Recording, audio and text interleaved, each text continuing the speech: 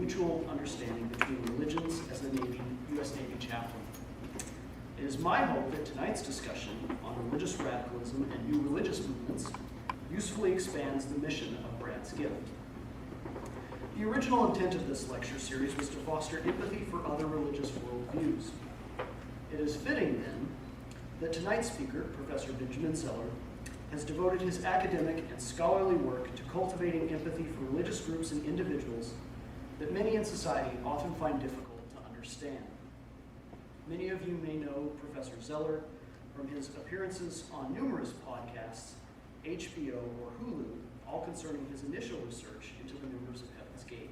So we're all jealous of what Dr. Zeller has achieved in that regard. We all want to nerd out like that. Aside from his work with Heaven's Gate, though, Professor Zeller has extensively written and researched numerous other new religious movements, including the Hare Krishnas, the Unification Church, and other so-called UFO religions. His work is a model example of objective, compassionate, and vital scholarship that addresses the eternal human needs for community and purpose. In tonight's lecture, Professor Zeller will address religious and political radicalism and what each says about our country and our often confusing contemporary world. It is my hope that this gives us all additional ways to think about our current political and social climate. One last note. Professor Zeller will speak for about an hour this evening, and then we will have time for questions and answers. And at that point, you'll kind of know. Just raise your hand. With that, please welcome this evening's speaker, Professor Benjamin Zeller.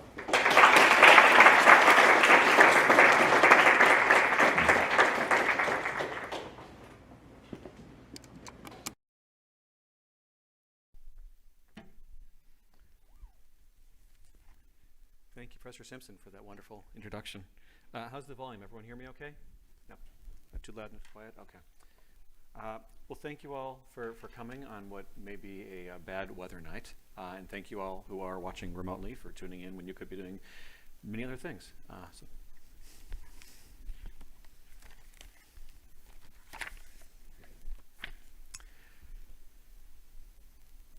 When I was first asked to speak at this lecture series, I tried to think about what the best topic would be. So my area of research is the study of new religious movements, groups which are generally considered or called cults or sects.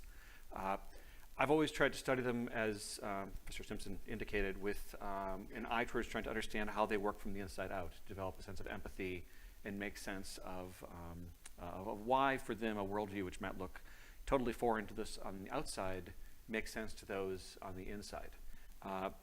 In some ways, it's easy for me to do that with groups which are clearly deviant, very small, very different. It's perhaps somewhat tougher to do it with groups which are a little closer to home because they're bigger, because they're influential, and they're groups that I may or may not agree or disagree with. And that's really the challenge I tried to set myself with for the research project that this is growing out of, which is looking at religious radicalism and the study of new religious movements. So if I asked you to think of examples of religious radicalism, just think for 10, 15 seconds what comes to mind, examples. And I should note I'm a North Americanist, so I'm thinking examples of North American religious radicalism. So think for 10 seconds. Now, if this were my class and I knew your names and I had a blackboard, I would actually ask you to tell me what you were thinking, but I'm going to guess instead. And I'm going to provide actually a rough periodization of what I'm guessing some of you might have thought of when I asked you to think about what's religious radicalism, examples of religious radicalism. It's also entirely possible you have no idea what that term means. That's okay. I'll tell you what I mean. So if you thought of nothing, that's okay. Sit tight for the next hour. You'll figure something out, maybe 58 minutes. All right, so I'm guessing some of you thought of groups which we classically think of as new religious movements. The slides are working, right? Yeah, just confirming. I can see on my computers. Make sure you're looking at nothing. So I'm just curious, if you thought of new religious movements, groups we think of as cults or sects, raise your hand. Anyone? Yeah, I thought, okay. So I intentionally put them on the two columns you see there, or the two rows you see there. The first row are the new religions we tend to think about as violent new religions, or cults or sects. The People's Temple, of course, famous for their Jonestown mass murder-suicide in the 1970s. The Branch Davidians, sometimes they're called Waco. Of course, that's where they were, not the name of the group.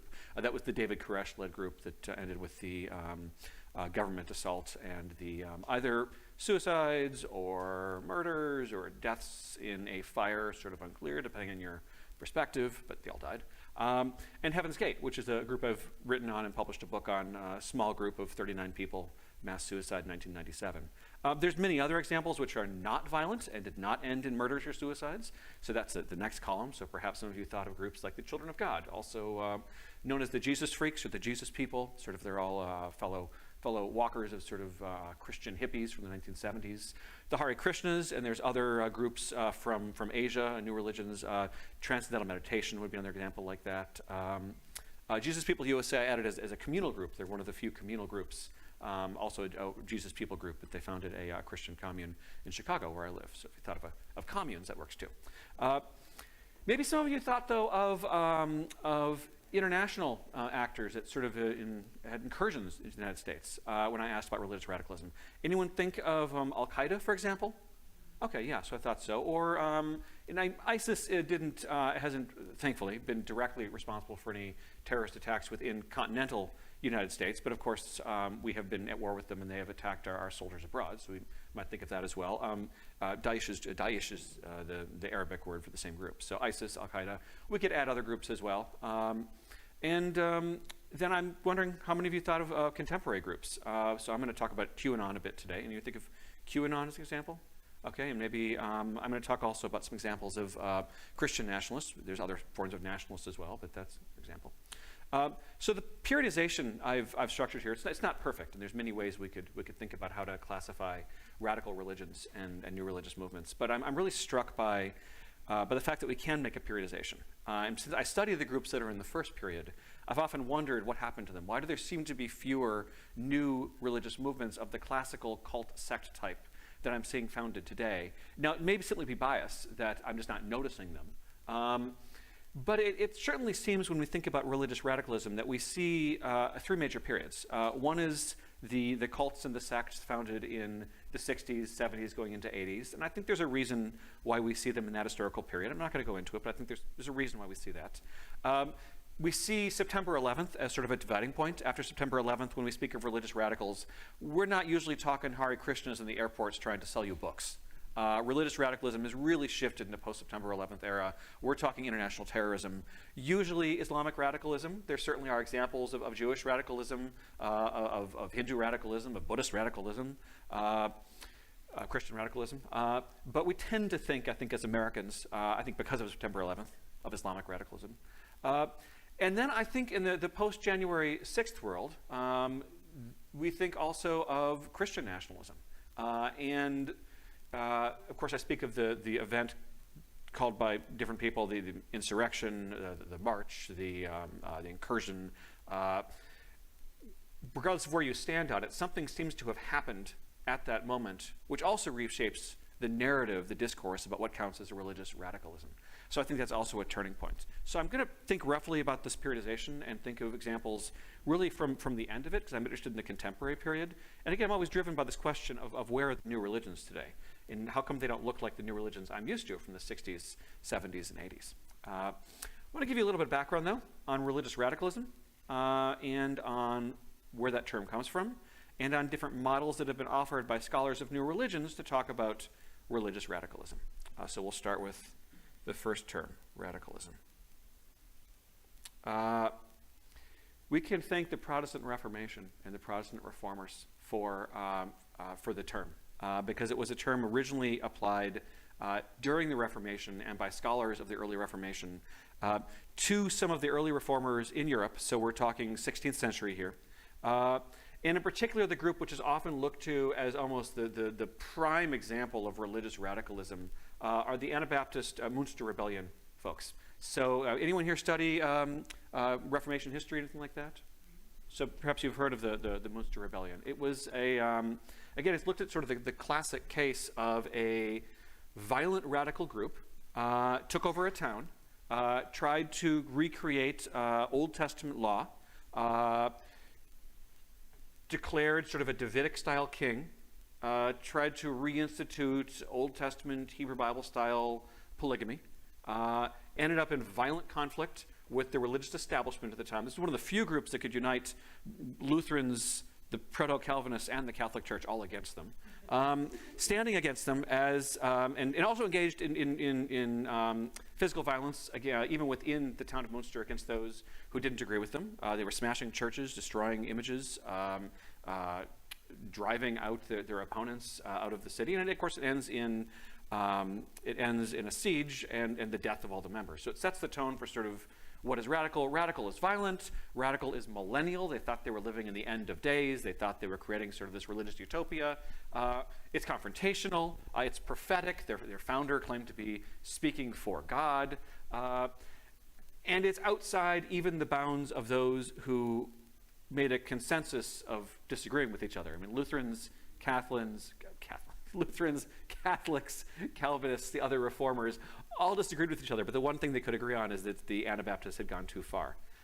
The other examples are from England, and I'm not going to go through all of these because it's not a talk on the Reformation, but I wanted to at least mention a few that now we think of it as quite normal, because not all radicals stay radical, it appears. The Puritans, or the Pilgrims, who are just the separatist Puritans, who many of us celebrate in November every year, were called radical reformers. They were considered part of the radical Reformation in England. What marked them as radical? Well, they rejected the norms of the Church of England. The separatists, especially the Pilgrims, I mean, they opted out, whereas the other Puritans wanted to reform within the church. But they were seen as challenging the status quo and challenging the legitimacy of the Church of England and therefore the king and the government. That's why, of course, many of them fled. Other groups mentioned the Quakers and the Diggers. The Quakers rejected all forms of worship held by the state church, challenging the legitimacy of the state church in that way. The Diggers were interesting because they were a sort of the back to the land, sort of proto-biblical socialist group. So-called the Diggers because they had a communal agricultural project. That group died out, but of course the Puritans and the Quakers are still around. We just don't think about them as radical anymore. For those of you interested in American religious history, really briefly, just mention some of the groups I'm thinking about. I'm not going to go into it, but the Millerites, another example. Expected the end of the world in the 19th century. Famously, some of the members of the Millerite groups, they didn't plant their fields because they thought the world was going to end. Of course, the world did not end as far as they could tell. And it depends who you ask, actually, because one of the offshoots of that group was the Adventists, who became the Seventh-day Adventists, who said actually the world did start to end at that point. It just didn't finish ending. But the beginning of the end of the world started at that point. So maybe not radical either. The United Perfectionists, usually considered pretty radical. They practiced what they called biblical free love. They had a small commune. Interesting, communalism often part of this. Not around anymore either. They make silverware, not the same group, but they're still around. The Mormons, example of a group which started off very radical, literally chased out of the United States, chased from New York to Ohio, to Missouri, to Illinois, and then into disputed territory, which eventually becomes clearly part of the United States, and they have to deal with living as a religious minority, a radical minority, and over time they normalize. Although, depends who you ask. When Mitt Romney ran for president, he had to give a talk about how it was okay to vote for him. He was Christian too. So it depends who you ask. Then again, JFK did the same thing about Catholicism a generation earlier. So, all right, so all this might lead you to say, and I'm hoping it is, what is radicalism? Because it certainly seems that the only thing that unites radicalism is it's slightly deviant. It's sort of different from everything else around it. And I don't know about you, but I find that a sort of useless definition because all that means is it's not something that I'm used to or whatever the historical actors at the time consider normal. So is there another way to think about it? I'm going to share with you a couple of different models for thinking about what radicalism is. And then I'm going to share some examples with you of contemporary radicalism. I'm driven by the study of new religious movements. You will note, though, that I'm not giving you a slide and a formal definition on what are new religious movements. That would take far too much time, but we'll go with the really quick 30-second version, which is one way of thinking about what are new religious movements. It's the groups we normally would call cult or sect if we're not a scholar. And we call them new religious movements because cult or a sect is a sort of a slur. No one says, I'm going to join a cult or I'm going to join a sect. So in a more neutral way, we'll say, it's the same thing. We're just going to call them new religious movements. So that's one way to think about it. So that just means someone else's religion that you don't like, that you think is sort of foreign or weird or deviant. Of course, that's equally subjective. The other way is to just go with what the words actually say. It's something new. It's a religious movement, which is a form of social movement. So it's a group of people who share something in common, a community, shared ideas, a leader, a sacred book, a building, an institution, something like that. There's social movement. They're religious in orientation, driven by theological ideas. I'll use the word theological. It's a Western term, but if you're Hindu, it's an equivalent idea, right? So ideas about the divine or something like the divine, and they're new in some way. So there's something new about it. It doesn't mean it's a new religion. It just means that there's something new about that religious social organization. So that's the other way to think about it. And I actually find that way a little more helpful, because you can include all sorts of different groups under the category then. Now, they have many characteristics in common. They don't all have the exact same, but often there's a charismatic leader. Often there's clear boundaries between the inside and the outside. Often they have very totalistic ideologies where they want to transform the world. Often they're millennial, which is a term I used before, and I'll actually define in a few minutes. So I'll get to that. All right, so as I said, I'm not going to give you a formal definition, but that's basically what I'm thinking about with new religious movements. I do want us to play with this idea of radicalism, though. And we're going to play with the idea of radicalism through the lens of new religious movements, because it turns out some of the major scholars of the study of American radicalism are actually scholars of new religious movements. So I'm going to start with Jeffrey Kaplan. Jeffrey Kaplan, as you can tell from the title of his book, Radical Religion in America, was one of the founders of the field of the study of contemporary radical religions. So we're not talking Reformation here. We're talking, well, he was writing in 1997, so late 20th century, 21st century American radicalism. Kaplan actually comes out of the sociology of violence, so he's interested in violence and religion. And it's interesting that he never actually defines religious radicalism. I've read this book many times. In preparation for this talk, I picked it up again and I said, am I misremembering? He never defines it? So I reread it. In fact, he never defines religious radicalism. He thinks you know what it is, and he thinks you agree with him, which you may. But for him, radical groups are basically synonymous with right-wing, white nationalistic Christianity. I don't think that's how I want to define radicalism, but I want to include those groups, the Kaplan groups, within radicalism. They're fringe, so he happens to look at the right-wing groups. A couple of slides later, we'll look at some left-wing groups. But there's something sort of fringe about them. The groups he all looks at are ethnic nationalists, so they're white nationalists, which is interesting. There certainly could be black power groups could also be seen as radicals, but there seems to be an interesting overlay between national, ethnic, racial identity and radicalism. Not necessarily required for the definition, but it seems to be present. And nationalism seems to be present as well. And then if we think about contemporary examples, I think we see that pretty clearly. He does, although he doesn't define radicalism, he does provide a summary of the sort of groups he thinks we should consider radical.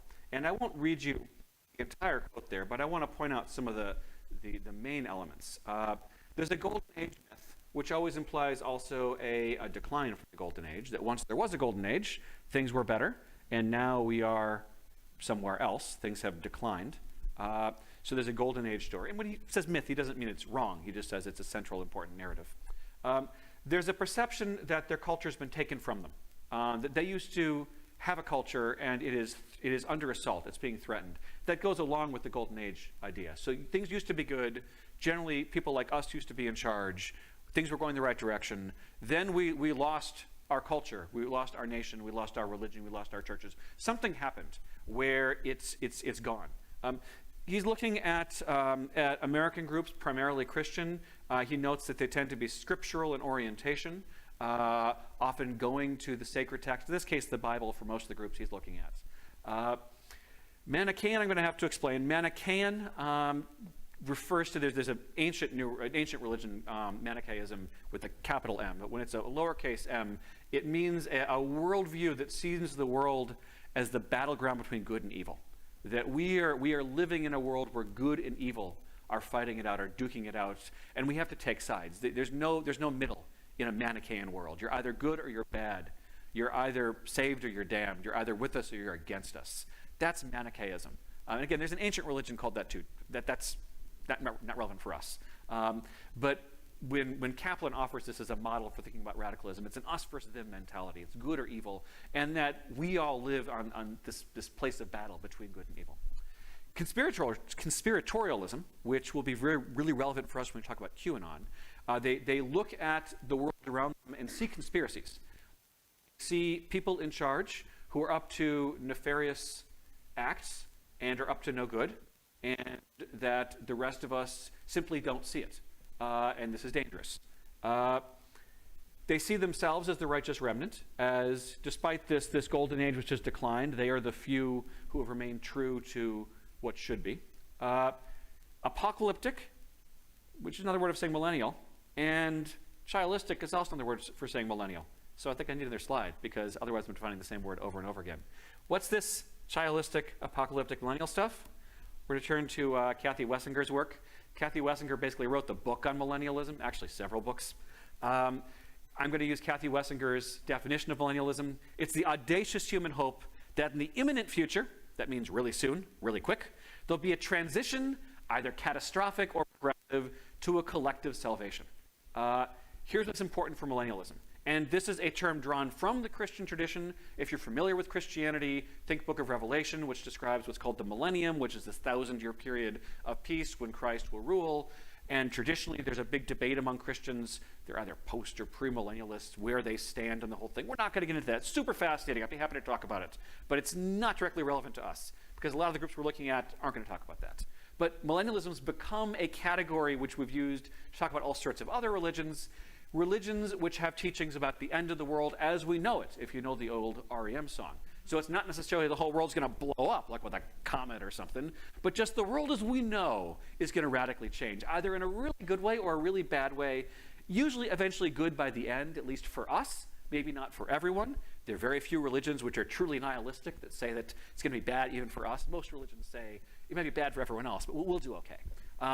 It's going to be collective. That's really important. That this isn't just sort of a individual salvation, that the entire world will experience this. There'll be a collective, immediate, soon salvation, and it's religious. Although there are secular models of millennialism, and in fact Wessinger talks about some of them, she actually offers as an example Nazism, not even neo-Nazism, like the original Nazis, as an example of a secularist millennial group, is offering a millennial vision of society. So millennialism doesn't have to be good, doesn't have to be bad.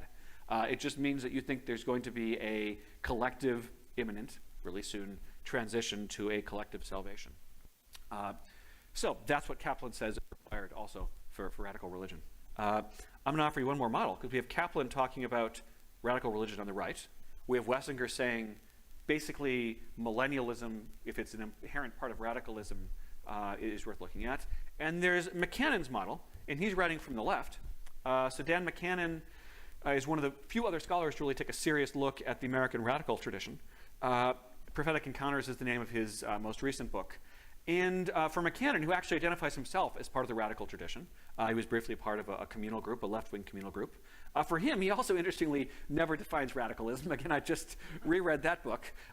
Nevertheless, he basically says that when he says radicalism, what he means is left-wing, socially oriented religions. It's actually really interesting. Kaplan assumes you're with him, radicalism is right-wing, and McCannon thinks you're with him, radicalism is left-wing. So I think we can actually wonder if at some point the wings meet. But he does also, much like Kaplan, he gives you, some characteristics of what counts as radicalism, even though there's no formal definition. I'm again not going to read the entire quote there. I've totally lost my notes. I know I'm in here somewhere. Just one second. Oh yeah, there's McCannon. It's when people encounter each other, so again we have that social idea, it's collective, it's humans with each other. For him, what he calls prophetic power, which actually is a direct scriptural reference, he's writing from a Christian radical position. Notice the class element here. It has to do with prophetic powers unleashed, the poor. So you see the faces of the poor. So there's a focus on improving the lives of the poor. So he has sort of a class angle here. This is left wing, of course. And notice the Isaiah reference. We again have a scriptural reference. So radicalism on the left for McCannon is scriptural. It has to do with collective improvement, helping the poor out of a state, their current state, into a better state. It is millennial, proclaiming God's kingdom will be realized here on earth. So we have the collective salvation here on earth. And you can see also the racial side of it as well, like an explicit engagement with ethnicity and race. In this case, he has a vision, which probably most of us share, of the races coming together, as opposed to just holding one up, but nevertheless an interest in race and ethnicity. Interesting, we see that commonality as well. Some of the examples he gives, and I don't have them all up there, but just to tell you some of the examples he gives: abolitionism, workers' rights advocates, immigrant rights activists, Christian socialists, social gospelers, Christian pacifists, racial civil rights activists, first and second wave feminists, Christian, Jewish, and neo-pagan environmentalists. All examples of religious radicals. I didn't tell you all the examples that Kaplan gives, but they're basically all militant white nationalist Christians, although there's a few pagan groups he talks about as well, and I'll talk about one of those later on too. All right, so you should be, if you're like me, sort of left trying to figure out what do I do with this, because we got left, we got right. We do have some things in common though. And I'm going to add one more thing before I tell you what I think we should do to think about radicalism. And that is talk about antinomianism. And I promise I'll get to examples soon. But antinomianism is the one part that I think all those other scholars have missed. So if I'm offering anything to add to the conversation here, it's this. Again, we're going to go back to those good old reformers, because it's a term which comes right out of the Reformation. In particular, it is Martin Luther's term when he's writing against his friend and colleague Agricola, who he accuses of being an antinomian, because Agricola's position is that the Ten Commandments and other laws are no longer binding on Christians on a religious sense. Certainly they are in a civic sense. So if your local town makes murder illegal, as well they should, you have to follow that law. However, the Ten Commandments and other religious laws are no longer binding on Christians because they have been freed by the grace of God. Luther writes against this and says you're an antinomian. Literally that means you're against the law, or after the law, depending on how you're translating it. Those of us familiar with American religion will probably know the 1630s antinomian controversy, where something very similar happened. Anne Hutchinson was the person in that case. Anne Hutchinson was a female religious leader among the Puritans who said, God speaks to me directly, and even though there's a rule against women as preachers, I'm nevertheless going to preach. Your laws do not apply to me. I speak for God. God has spoken to me, and God has told me to tell you my interpretation of the Puritan religion, and yes, I realize that's illegal, I'm going to tell you anyways. And she was, for that, arrested and expelled from the colony. So here's my rough definition of antinomianism. It's the religious position that you are divinely sanctioned in answer to a higher law. And that higher law, therefore, allows you to violate non-divine laws, that is, the lower laws, customs, and norms, as you may need to. Note that I'm departing from Luther's definition. I'm offering you a different one here. Again, antinomianism is the belief that you are beyond the normal laws that apply to everyone else for religious reasons. You have religious sanction, you answer to a higher law. If you're into philosophy, you might want to call this something like religious utilitarianism. The ends justify the means. Pragmatism, I suppose, if you're into American political philosophy as well. But from a religious perspective, we see this all the time in radical groups, and I think it's part of what makes a radical group radical. Note what I've not included, which is violence. I think that is a mistake to assume that violence is what defines religious radicalism. I think there's all sorts of groups which are radical but not violent, and if we exclude them, we lose an important chance to think about what's going on in the radical tradition. McCannon does a good job of including groups which are not violent, by the way. I think one of Kaplan's errors is he includes groups which are prone to violence and excludes groups which are not, and I think we need to correct that. All right, so all that being said, I'd like to offer some examples and then engage in some analysis about present-day religious radicals.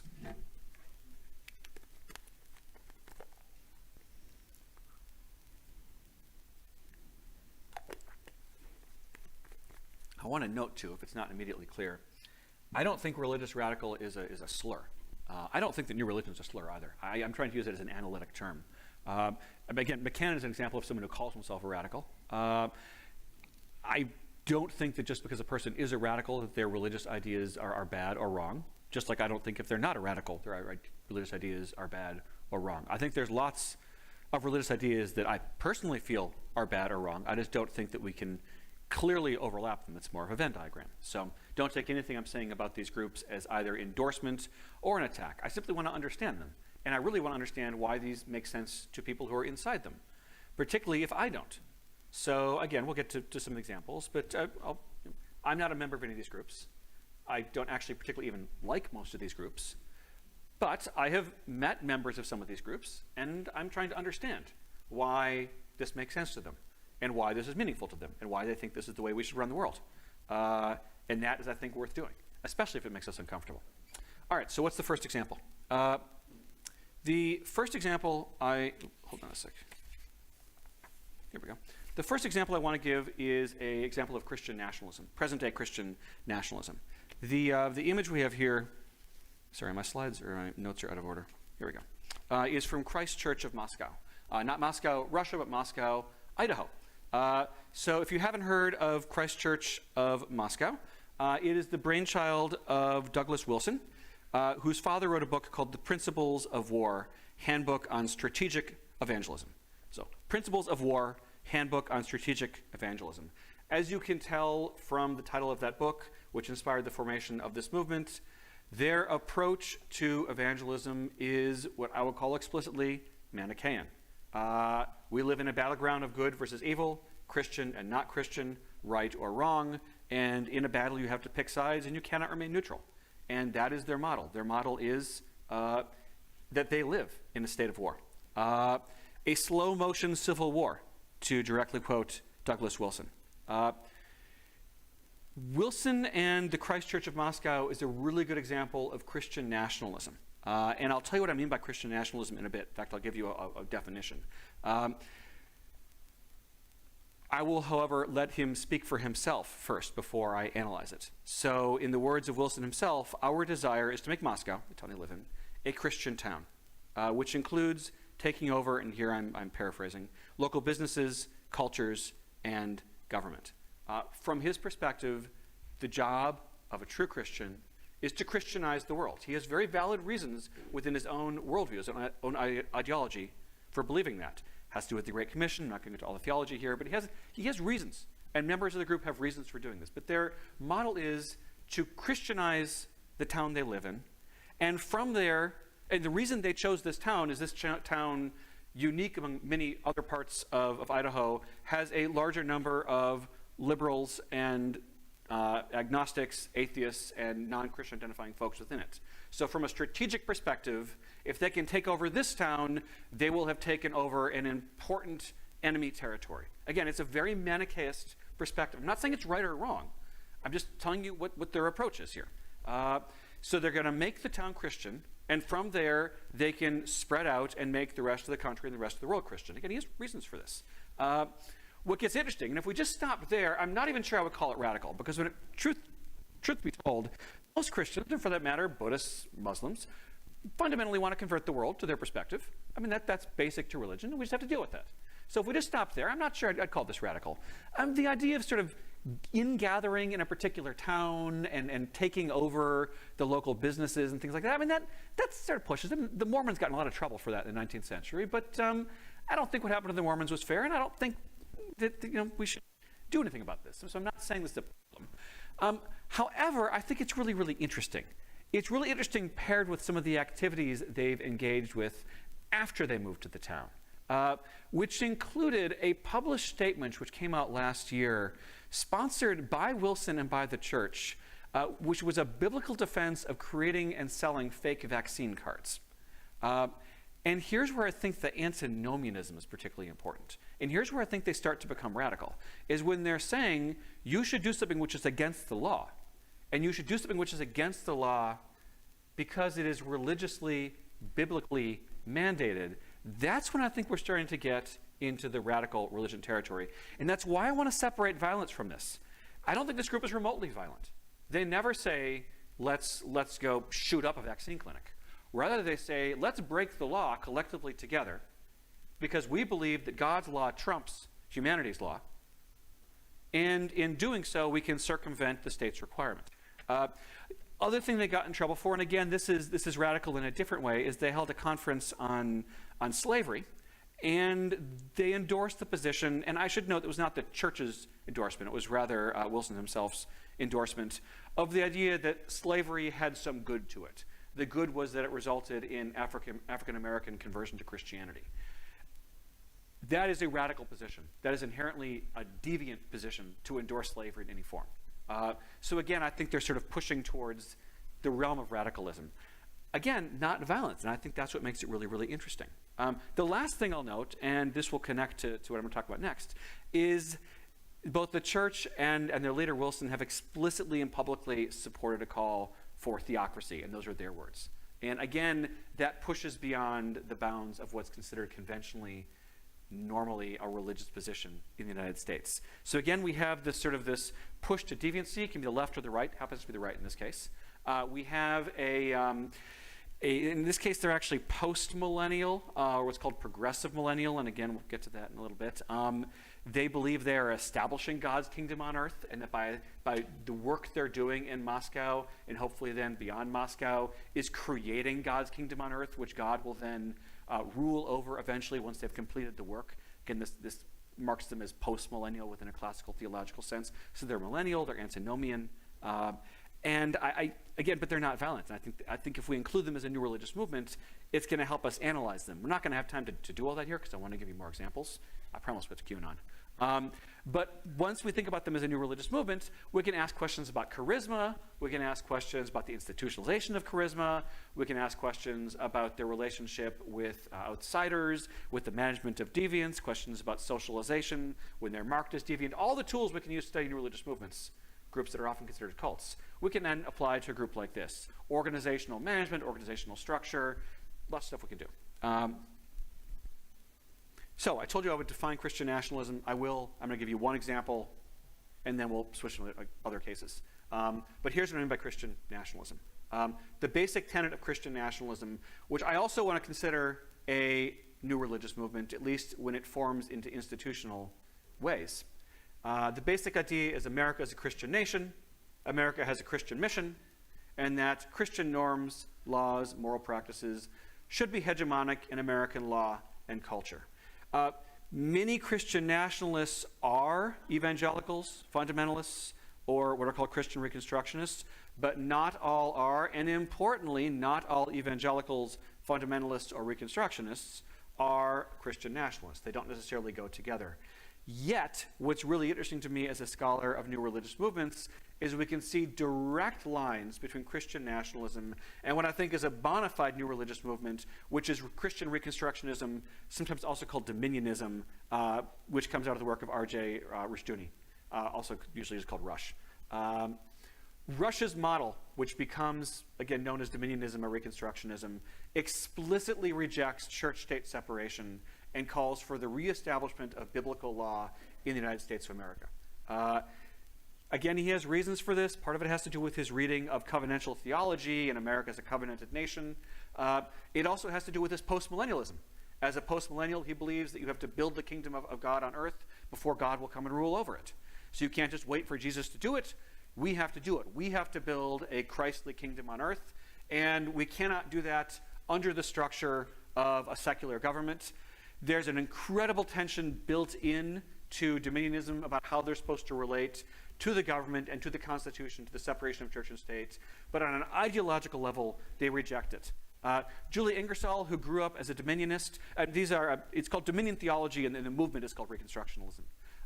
But Julie Ingersoll, who grew up as a dominionist and wrote a sort of a spiritual autobiography, as well as became a PhD and has a historical analysis of the group as well, describes it thusly: the task of furthering the kingdom, that is, creating this millennial kingdom of God, falls to Christians as they exercise dominion and seek to bring all aspects of life under the authority of biblical law. And we see dominionism pop up all over Christian nationalism. Rush himself, he's sometimes described as being racist. He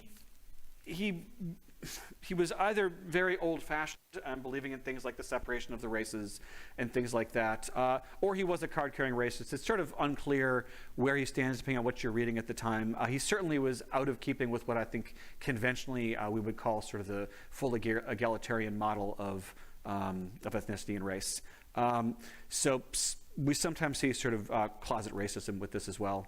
But it's not necessary to it. He develops what's called a 7-mountain model of dominion over the 7 mountains of society. And again, we're not going to go into all the details of this, but it has to do with basically that the job of creating the Christian kingdom requires taking over the central aspects of American culture and society. If you're curious what the 7 mountains are, make sure I have 7 here. Family. So Christian models of family should be hegemonic and normative. You can imagine everything that involves. So that's patriarchal, heteronormative. Religion, so that religion should be Reconstructionist, the model. Education, so it's Reconstructionists call for replacement of public education, secular education, with Christian education. Media, so creation of a separate sort of Christian media or a takeover of secular media. Entertainment, business, and government. That's all 7. Okay. So eventually all 7 of those should be Christianized. And once all that happens, and once America is fully Christianized, that will bring about the advent, the return of Christ, and ideally this 1,000-year period. So that's the model. We see Christian nationalism bubbling up all throughout, we see dominionism bubbling up all throughout Christian nationalism today. I don't have time to give you examples because I want to talk about some other non-Christian examples, but I'm going to give you 2 really, really quick ones. Anyone ever heard of Rick Joyner before?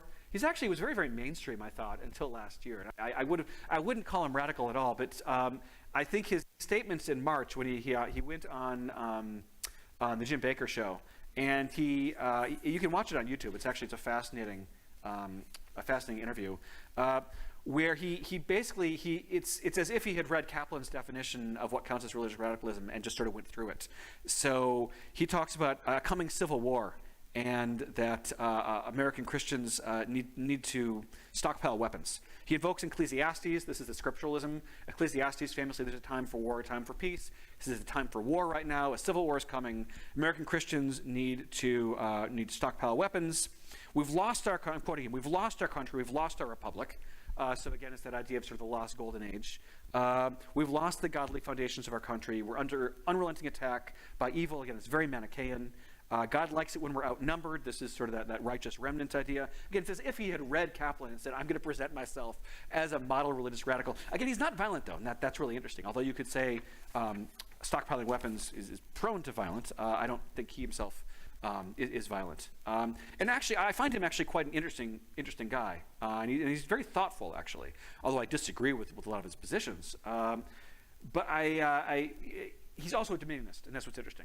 And he has, throughout his life, worked as a dominionist to try to establish Christian entertainment, Christian business, Christian industry, Christian media. And again, he clearly believes that if this is, and interestingly, he's post-millennial, even though he's calling for the stockpiling of weapons, which is usually sort of a pre-millennial idea, that you get ready for this cataclysmic war. In fact, his theology shouldn't imply that. So it's an interesting sort of crossing of boundaries. I'm not going to talk about the return, another good example, but another Christian example. Let's get to non-Christians, because it's not just Christians who are radicals. I want to give you 2 more examples. Focus Asatru, good example here.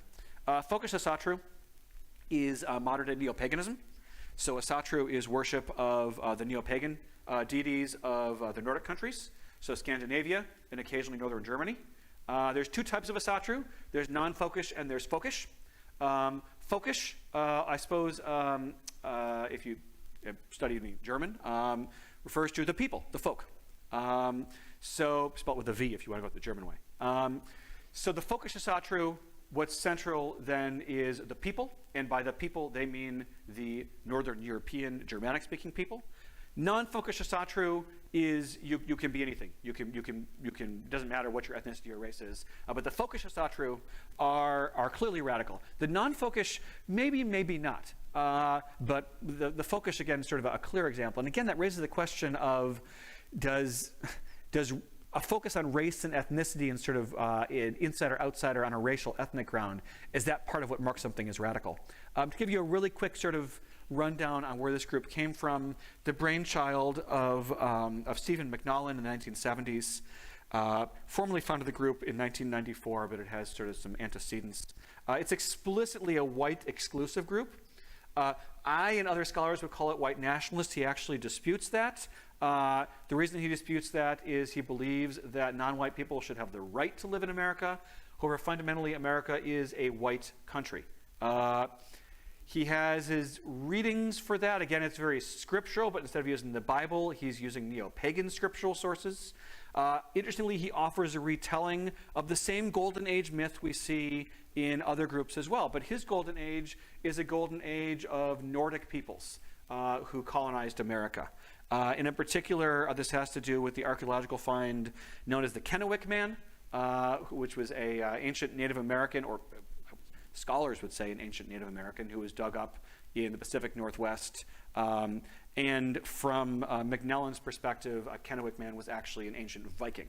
And this is evidence of ancient Viking settlements of Western North America. There's undisputed evidence the Vikings were on the eastern seaboard as well, but he takes as evidence that the Vikings were all over, and therefore North America is Viking territory. So non-white folks he would permit to be here. However, they have to accept that ultimately North America is meant to be their territory. It's a white nationalist perspective in that way. And it's a retelling of American history. Notice it makes America sacred, too, because the ancient righteous Viking people were here. It wasn't just a land of heathens. Again, interestingly, if you're into 19th century history, the Mormons do something very, very similar in terms of sacralizing America, understanding the Garden of Eden is taking place. Ancient Israelites came to America as well. So America becomes a sacred nation in that way. What's interesting about Asatru, again, they play with this idea of violence. They themselves claim they're not violent, but they uphold what they call a warrior principle model, which calls for stockpiling weapons and preparing for a potential race war. And their perspective is that they won't start it, but they don't intend to back down. But if you actually pay attention to their content, to their sermons, to their conversations, you can tell they're anticipating and they're looking forward to it. They're waiting for the race war to start because they seem to believe that they're going to come out on top. And that at the end of the race war, it will be the white people remaining. They embrace what's called the white replacement model. So again, you can see this golden age righteous remnant motif.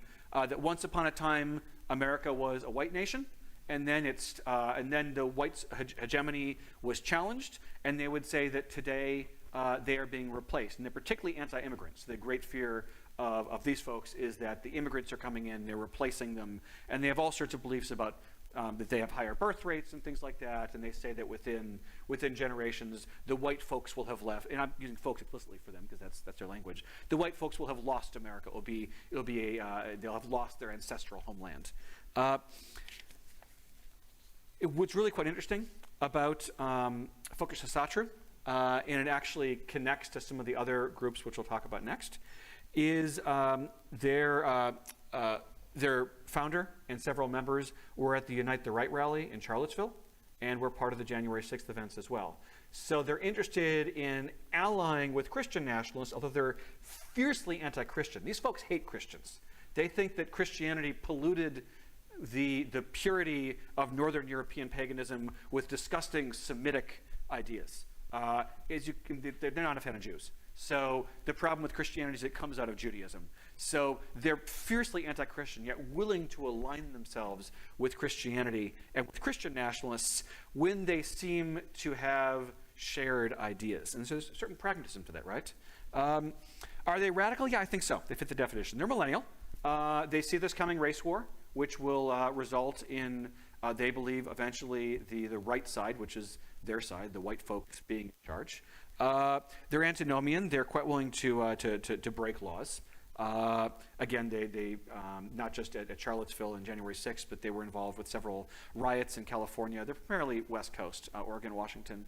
If you Google this, you can find some images of some of them involved in some riots and things like that. So they're antinomian, violent rhetoric, scriptural.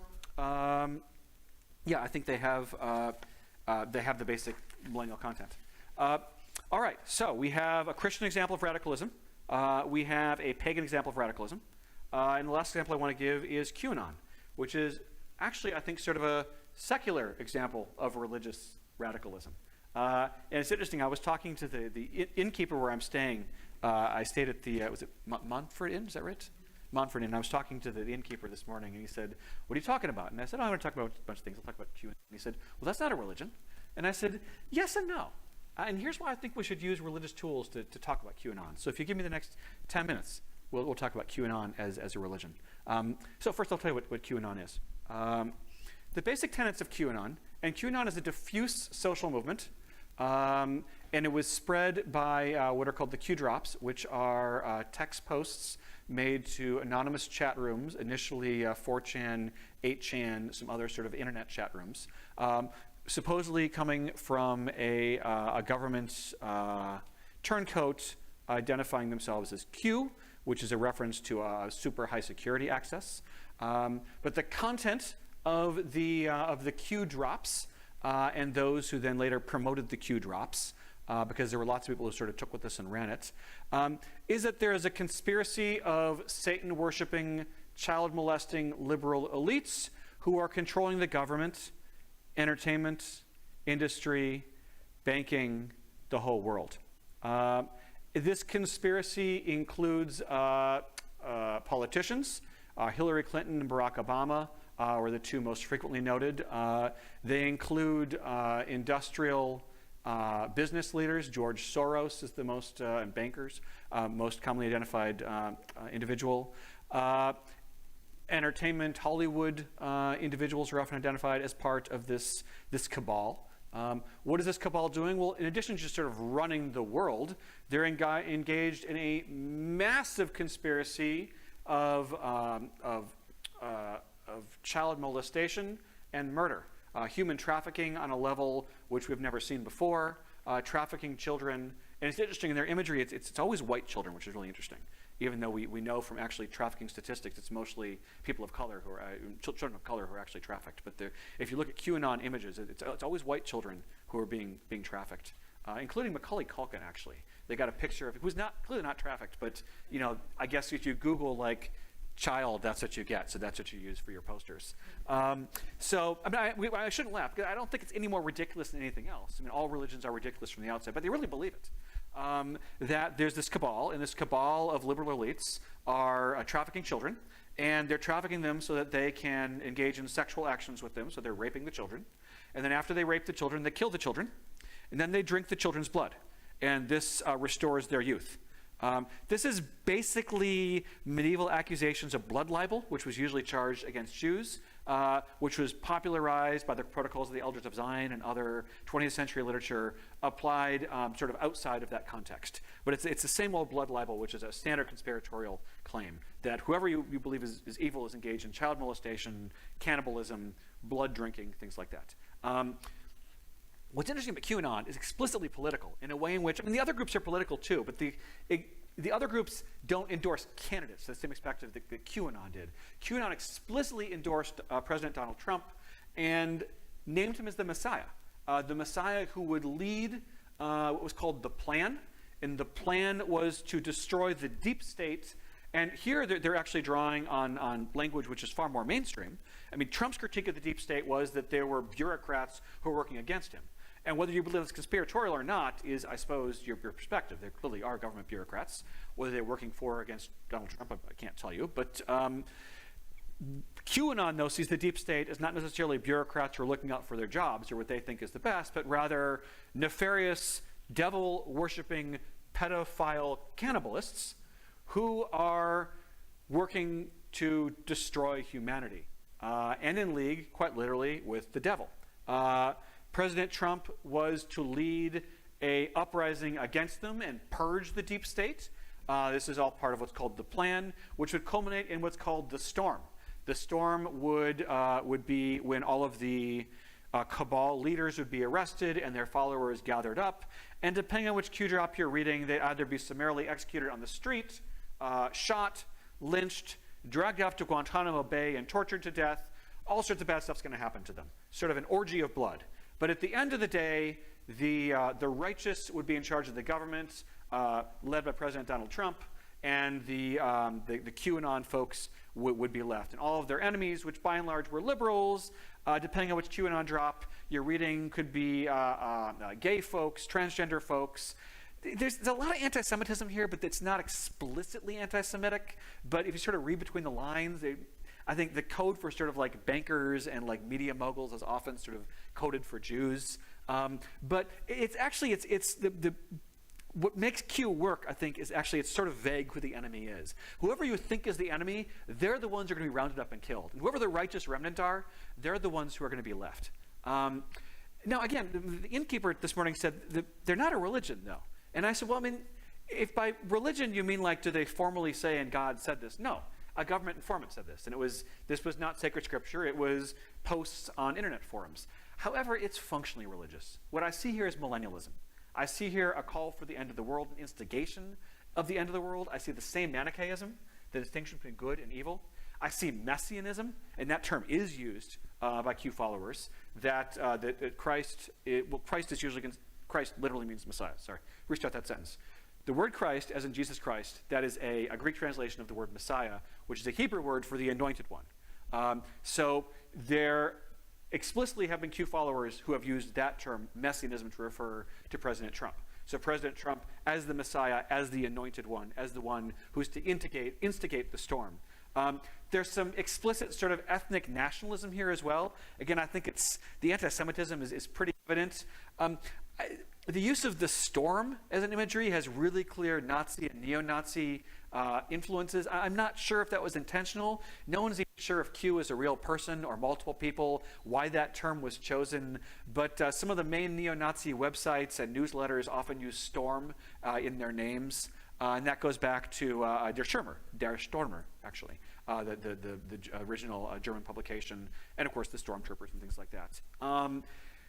So again, I don't know though, because I'm not in the mind of Q, but it seems to sort of invoke Nazi and neo-Nazi imagery. Oh, and the Great Awakening is when there'll be this uprising. I'm actually going to, there are scholars who've looked at Q, but actually some of the most interesting work on QAnon has been from journalists. And if you don't know the Atlantic's work on Q, it's well worth downloading and reading. You get like free, 3 or 4 free reads per month. So if you haven't used your Atlantic free reads, download the Shadowland one. It's a great study of QAnon. And I think that LaFrance is right here in saying that QAnon is not a far-right conspiracy. It's actually, there are many members of QAnon who come from the far left. So it's far left and far right. What it is far, and that's interesting. It's conspiratorial. It draws from those across the political spectrum, including those who are not politically engaged before their engagement with QAnon.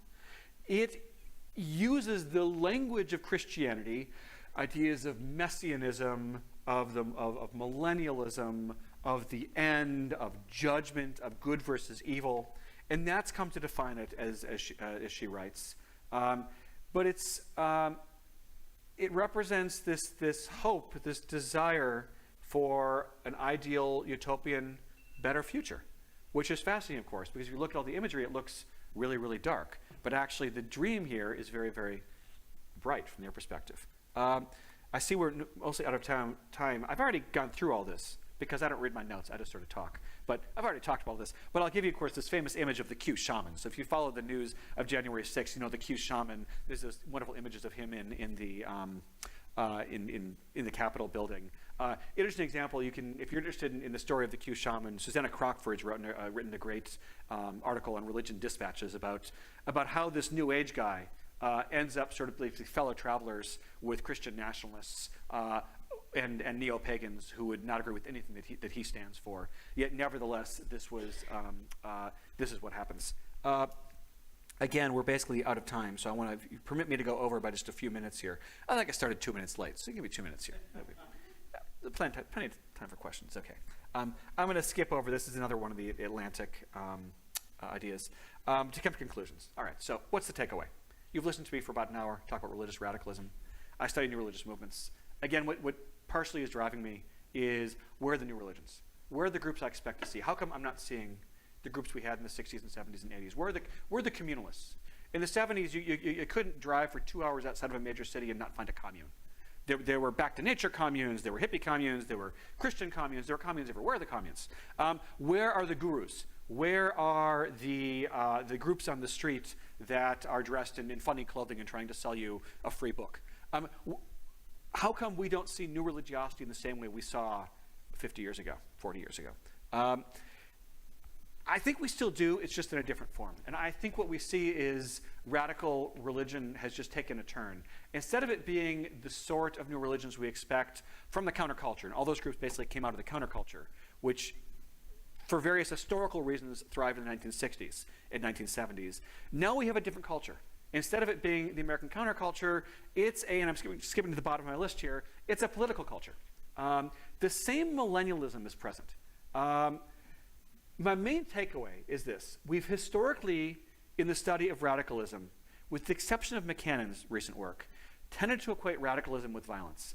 Partially it's because of groups like Jonestown, Branch Davidians, Heaven's Gate, and then Al-Qaeda, ISIS, groups like that. I think that's the distraction. What unites all of those groups is a millennialism. It's a millennial fervency combined with an antinomian perspective. The reason those groups engaged in violence is they believed that the law didn't apply to them. And that's what I see when I look at January 6th. I don't really care where you or I stand on whether that was an act of civil disobedience or a mob or an insurrection. It's not relevant from my perspective.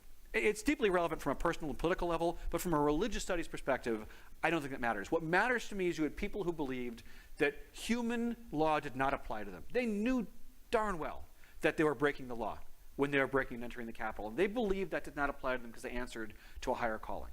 And I think that's important, regardless of where you stand on it. What's fascinating, unlike many of the new religions of the counterculture, which were trying to basically opt out of religious nationalism or replace religious nationalism with something new, here we see really an embracing. And I'll get to my last point in a second here. There seems to be a fusion of religious radicalism with nationalism and with religious identity, and a fixation on cultural, ethnic, and national identity. And I think this has to do partially with changes in culture and the way in which identity politics are now central to the way people define themselves and operate in the world. If identity politics is central, it makes sense that radical religion will put identity in a central position. I see political and religious engagements as increasingly difficult to differentiate. I can't tell what's religious and what's political, and QAnon's a good example of that. I recognize when the innkeeper said to me that's not a religion, yeah, I recognize there's no sacred text. There's not a prophet, there's not a building. Yet it's really, really religious, and I can't differentiate what's religious versus what's political there. But I'm really struck by this last point too here. I'm looking on the left and trying to find something equivalent. And while I can find religious radicals in the left, I'm not finding the same power, the same size, the same presence. And I don't know if that's because the left has suddenly become so secularized that they're no longer speaking with religious language, or if I just haven't been looking hard enough, or if it just hasn't happened yet. But I'm waiting. So I'll leave you with that. Again, this is an active research project. So I'm presenting to you the ideas as I've been analyzing them, as they've been coming to you. In all honesty, much of what I'm presenting to you, if I'd presented this to you 2 months ago, would have been totally different. The groups are changing that I'm trying to track and I'm trying to figure out. But again, what's driving me is what's going on with new religions and religious radicalism today.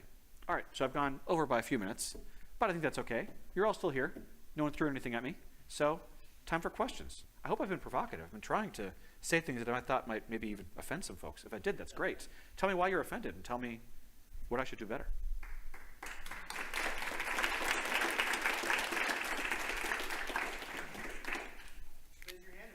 Yeah, if you're here, raise a hand. I don't know if the folks who are watching online are able to, if they want to send a chat in, I'm happy to answer that as well. Hi, folks online. I used to teach hybrids, so I'm used to talking to cameras. So hi. Okay.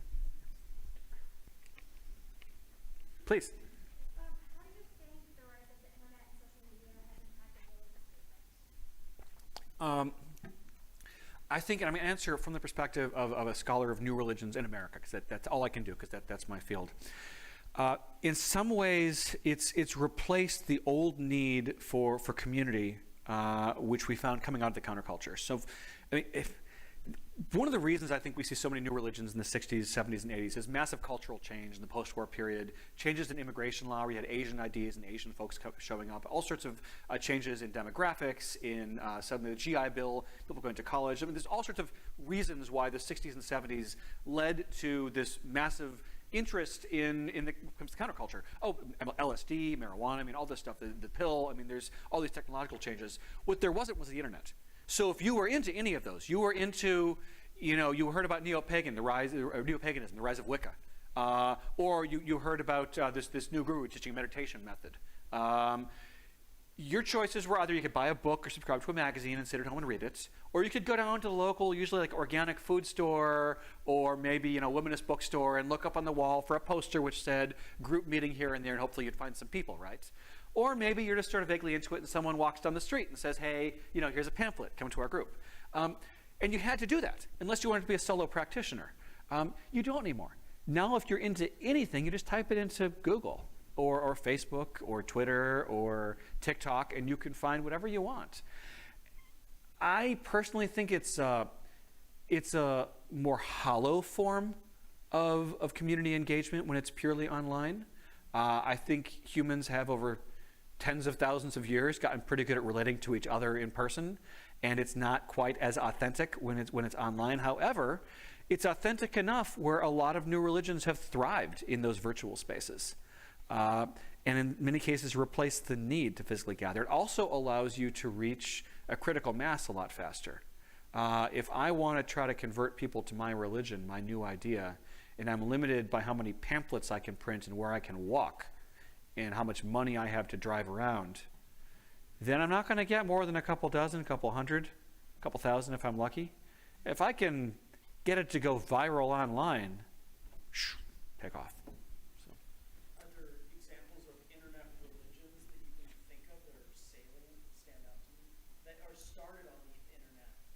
Yeah. Well, I mean, the new one I'm tracking, which I've mentioned to you before, which is Unicult, which is a group out of California led by a person named Unicole Unicorn, who is identifies themselves as a transhuman, transgender individual speaking for extraterrestrials. They have a very small. They have changed their pronouns multiple times. That's why the pronouns have changed since I've been studying them. They have a small face-to-face gathering of about 6 to 10 people, but most of their religious gatherings are what they call cam church, which is webcam church, so it's hundreds of people. They have an active Discord server. They have an active website. And while they do have a little bit of face-to-face, it's dwarfed by their internet presence, and I think they've primarily spread on the internet. There was a Vice documentary about them at one point. So if you've heard this before, there was a Vice doc about them, and they made the news when Unicole said that they were going to try to create a robotic sex brothel with sex robots and things. They're very sex positive. Internet group. That's the next project. They're cool. Well, I mean, they're cool. They're interesting. They're interesting, by the way. They're also not violent, too. I mean, they're clearly radical, but I think they're harmless. I think so, yeah. So you've been pointing to Protestant Reformation as kind of the linchpin where the religious groups started rising out of. Do you think there's any signs pointing to something that's significant happening again in the future, or has something kind of on the scale of that happened in the past? Oh, I love that question. Well, I mean, scholars of religion often look at what they call like the axial age, like when the rise of Buddhism and things like that. And something happened, thousands of years ago, where we see Buddhism developing out of Hinduism, and then when Christianity develops out of Judaism, and the rise of Islam. But so much of that is antiquity. It's hard to make a claim. Speaking as Americanist, something interesting happened here in the United States in the 19th century, and I'm not, by and large, a proponent of what we call American exceptionalism in terms of this idea that sort of, we are God's chosen nation. I mean, that's often sort of the claim of American exceptionalism. But I will say, historically speaking, we're sort of weird. We're weird because we lack a state church. We're a religious free market. That we not only are we a religious free market, there's almost no impediments. I'm using economic language. There's almost no impediments, no barrier to entry to founding religions here. And furthermore, we actually incentivize it if you look at our tax code. So there's something sort of weirdly unique about 19th and 20th century America, which is the burgeoning of all sorts of new forms of religiosity. So I would say that, historians are bad at making predictions, but I think 600 years from now, assuming people are still here, when they look back at it, they'll say that was maybe the Second Reformation. Something interesting happened really among Protestants in America where they split again. So we see this 16th century, the birth of all these groups, and we can trace so much of the next 200-300 years out of those groups that came out of the initial Reformation. I mean, you basically have the Reformed tradition, you have the Lutheran tradition, you have the radical groups, which are pretty small, like the Amish, Mennonites, things like that. But they're all coming out of basically the same century, right? And then, I mean, there's a little going on in the middle, like the Wesleyan tradition. But then actually that takes off in 19th century America, actually. I mean, I don't think, if it weren't for here, I don't think that like the Wesleyan holiness tradition would actually have taken off if it weren't for the context of the U.S. So I think we're living at the tail end of one. But put yourself in cryogenic freeze and wake up 500 years from now and let us know. Well, let someone else know, because I'm not doing that. Please. I don't know if this would be considered, religious radicalism on the left or not. But what about maybe like extreme environmentalism or something like that? And I wonder if it fits in with another thing both on the left and the right. And that is, what part does this kind of, I don't know, the last 20 years, this radical individualistic society where everybody's hooked to the internet and not dealing with each other, and maybe they're looking for something greater to belong to. And I think that's something that would go both on the left and the right. I think it does. Cause greater than themselves. If you had asked me 10, 15 years ago, I would have said like the Earth Firsters and the dark green religion and sort of that sort of left-wing environmental religion, I mean, would have been sort of what was going to take off. And so some of that is explicitly neo-pagan. Some is explicitly sort of Christian or post-Christian. But I really feel as if that's petered out. It's not that those folks aren't around anymore. It's that their energies, I think, have been focused on the political in a way where the religious has disappeared. The same folks who were involved in that dark green religiosity, Earth First work, are now, I think, so involved in sort of in climate change activism that the religiosity has in some ways disappeared. It's still around. I mean, we can find neo-pagan groups that are goddess worshippers and things like that. It's just not as prevalent. And I don't see, and here's what's interesting. I was looking at statistics last night. A significant number of registered Republicans have actually come now to accept fundamental tenets of QAnon.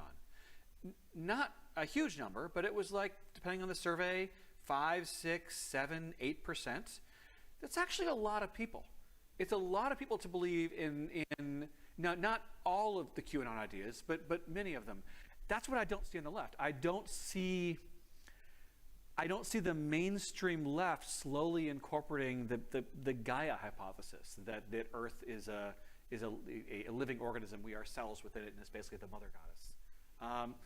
But I take your point that would be a way to look. Maybe it'll happen. I was mainly thinking about a timetable about if we don't do something now, unchangeable, and not setting it out 50, 60, 70 years, but more recent. Yeah. The timetable is what I was looking at. It would work, yeah. I mean, not to jump ahead, but the second question I think is equally interesting too. I think people fundamentally need and want community. I think they need and want meaning. I think they need and want to live in a world that makes sense to them. Religions have historically been really good at offering that. Of course, if you're adherent of religion, you'd say that it's divinely sanctioned, but there's lots of religions out there, so the other ones still do the same thing.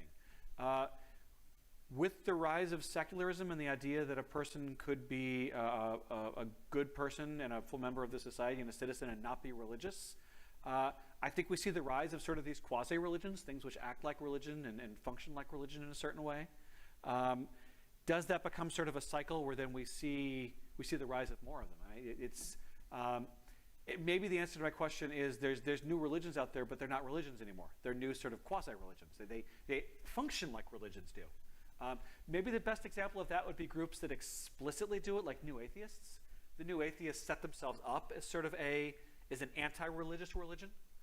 Again, they're very small though, and I don't see that becoming particularly mainstream. And I don't think that Richard Dawkins will get invited to the Democratic National Convention.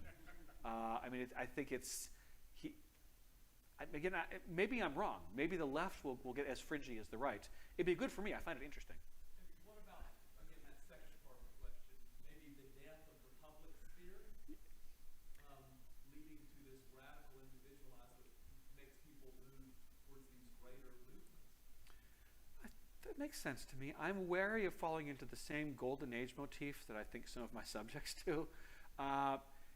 If the idea of sort of a public sphere, a uniting public sphere is what we're thinking about, I mean, in some ways, during the Cold War, I think we had that. We had that because it was intentionally built through the effort of cultural, social, governmental leaders because it was useful for us to have a public sphere, a united public sphere, so we could stand. Public sphere, I mean, the shrinking of bookstores. Yeah. I'm not just talking about Oh, okay. I thought you. just people, No, we don't have it anymore. death of Yeah. bowling leagues or Yeah. just all of that. Sure. Where everything's becoming radically. Sure. I mean that's the bowling alone example. I'm blanking on the author's name. Yeah. I would completely agree. And in fact, the rise of new religions is often seen by scholars of new religions as responding to the earliest forms of that. That people long for community. They don't want to bowl alone. They don't want to just go to work 9 to 5 and come home and watch television and have a TV dinner. They're looking for something more meaningful than that. But I don't think, go back to the internet question, the internet has made it worse. Because I mean, you talk about the bookstore, there are no bookstores anymore. And actually, you know what else has made it worse, to be entirely honest, is the pandemic. When was the last time you sat, I don't know about you, when was the last time I sat in a coffee shop and just chatted with a random person? 3 years ago? When was the last time I met some random person in a public sphere and felt comfortable engaging in conversation with someone who may be radically different from me? That's a sea change. Yeah. Please.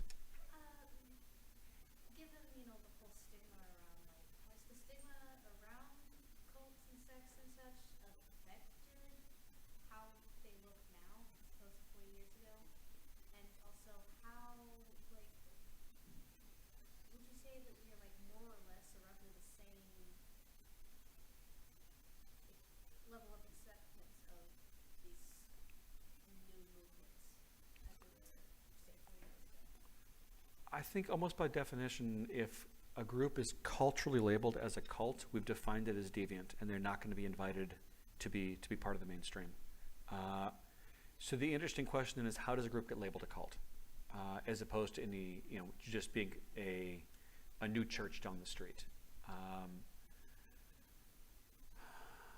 Have we changed is the question. Yeah, so the Sean McLeod wrote a really interesting book. Again, he's a periodization model of how is the American religious fringe defined. That was the term he used. And he was looking at media and the way in which media constructed the idea of what counted as a cult. Because if being called a cult marks you as outside, and then we're immediately going to have all these assumptions about it, it seems to be media which is the gatekeeper. And his periodization had to do with how newsrooms and editors, what newsrooms and editors thought their readership wanted. And at first, the fringe was exotic and interesting, and a human interest story. And then, post-Jonestown, it was dangerous and threatening. And then with the rise of satanic panic in the 1980s, which we've talked, QAnon is conspiratorial. If I didn't focus on that, I probably should have. What drives QAnon is a conspiratorial view, that there are dark forces at work, and that they are out to get us. And they are surrounding us, and it's massive. And what QAnon says now was what the satanic panic said in the 1980s, that there was a cabal of literally Satan-worshipping, child-molesting murderers who were secretly present throughout the country. There was no more evidence of that then than there is now. But again, the fringe became remarkably dark in the 1980s.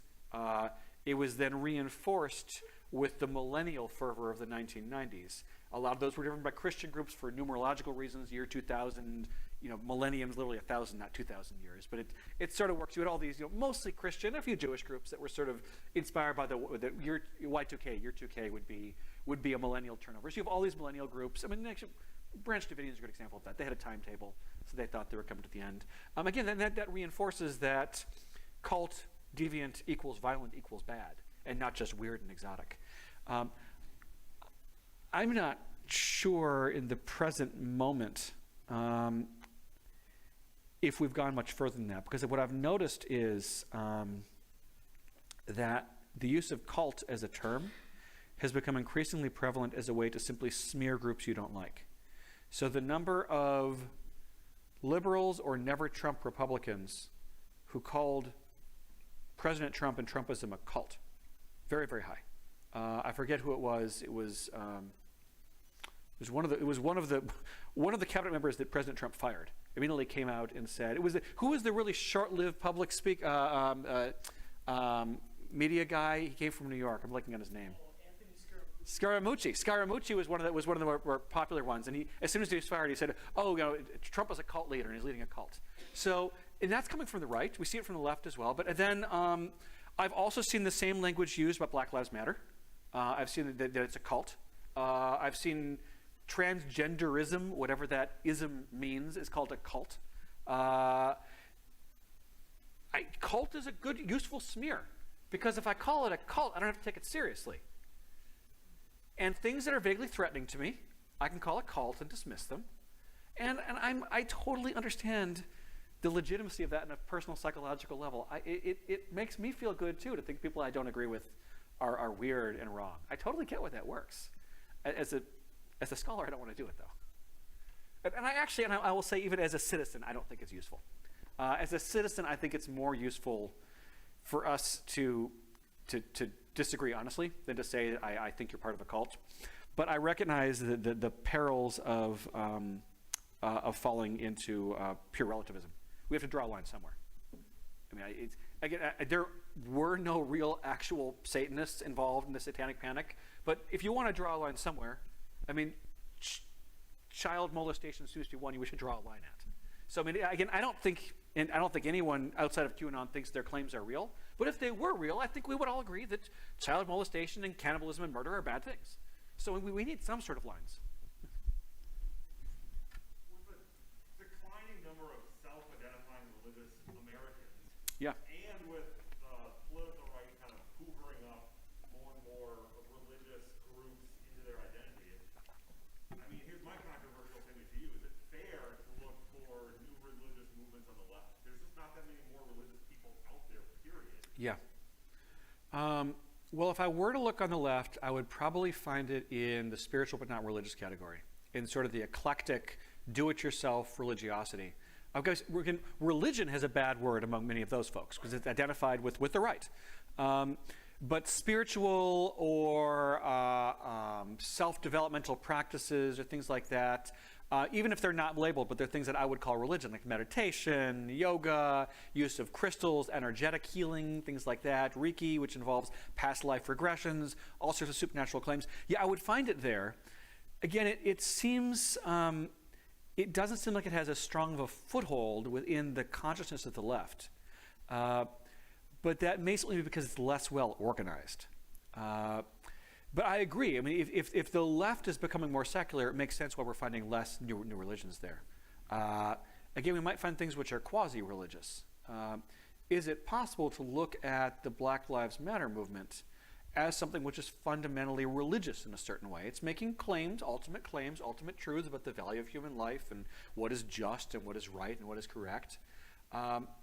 It feels weird to call it religious because it's explicitly not religious, and because there are religious civil rights leaders who are making religious claims about the value of African American life. So it seems weird to call something which is explicitly not religious, but I get to do that as a scholar, so I suppose I could say we may call it quasi-religious, functionally religious. But I appreciate your point. I think you're right. And I think that there's no doubt, I don't know what you all, and I'm speaking to the student, conventional student age folks here, I don't know where you all stand, but I know when I talk to my own students, even my students I would say are pretty conventionally religious. They go to churches, synagogues, or mosques.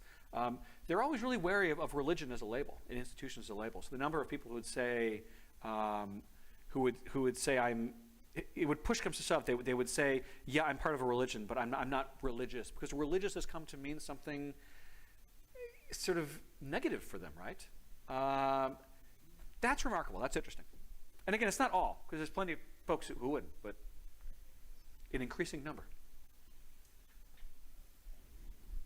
So I've always been interested in the idea of Scientology, and just the recent stuff that's came out with like the documentaries and like the show that was on Netflix, and I was wondering, because it's all based on science fiction books by L. Ron Hubbard, he wrote the most science fiction novels ever, and everyone reads the books and like, this is what L. Ron Hubbard says, so I do this, but it's also based on financial stuff, like if I give $5 million, then I'm this person now. And so I was wondering, like, do you consider this a religion? Consider this like radical? Because I've always been interested in that idea. Yes and maybe. So I do consider it a religious movement. Actually, so I should know, I have no ability to ever know what's in a person's heart or mind. I just have to take for granted that what they say to me is truly what they're expressing. So Hubbard would claim that he was authentically believed when he presented. Is there some pretty... The case, if you're not a Scientologist, I think most Scientologists would say yes. I think most Scientologists would look at Hubbard and his publication history and say this looks fishy. If you're a Scientologist, you would disagree. And I want to note that and recognize that. I also want to say, though, it doesn't matter. Because whether, let us concede the point that Hubbard made the entire point up. Again, if you're a Scientologist, you disagree. But let's assume that Hubbard made the entire thing up. I guarantee you there are tens of thousands of Scientologists who take it very, very seriously, who've dedicated their lives to this. It gives them incredible meaning. They go through rituals and ceremonies. They've engaged in charitable work. Yeah, a lot of it may look really weird to you and me, and this is sort of what I try to study. I'm not a Scientologist. I think it looks really weird.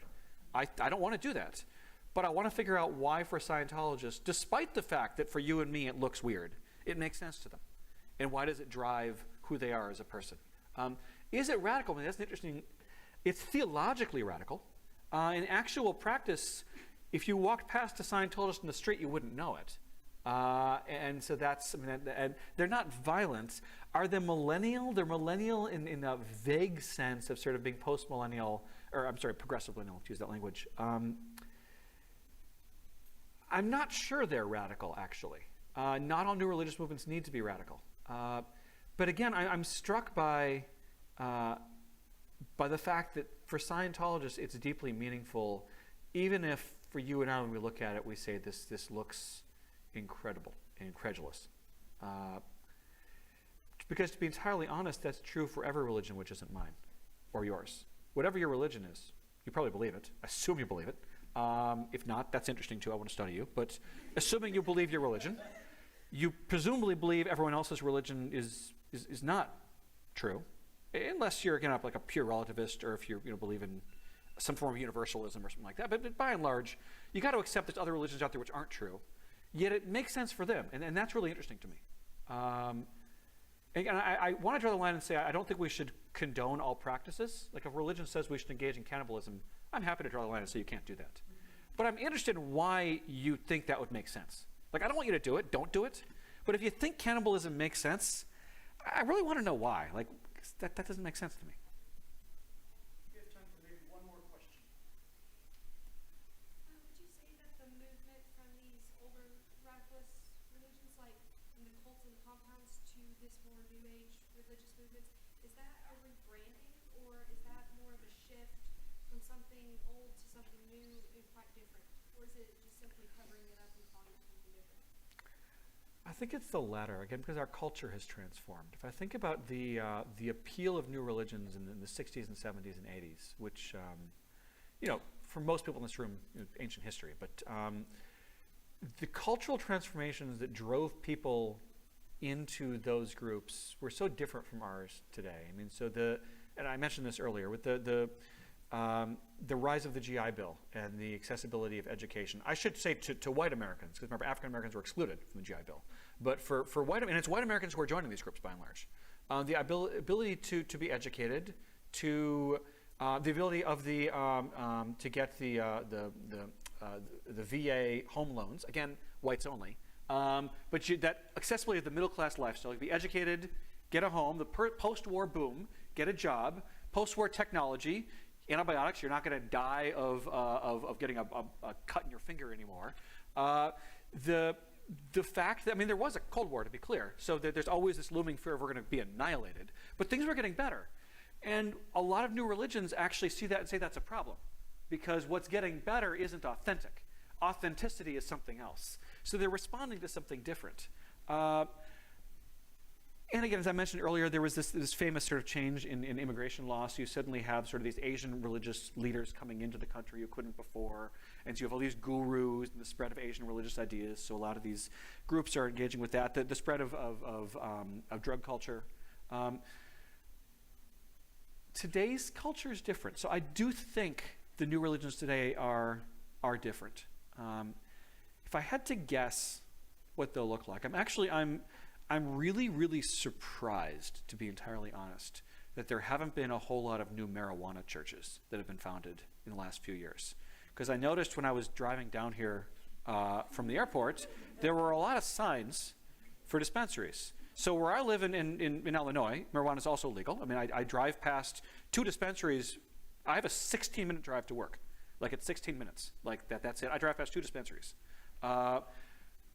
Marijuana is legal, accessible, and there's no longer as much cultural negativity, I would say. At least, I can't speak for here, but at least in Chicago. I'm really baffled and surprised that we haven't seen a rise in drug religion, because that seems to be a cultural shift.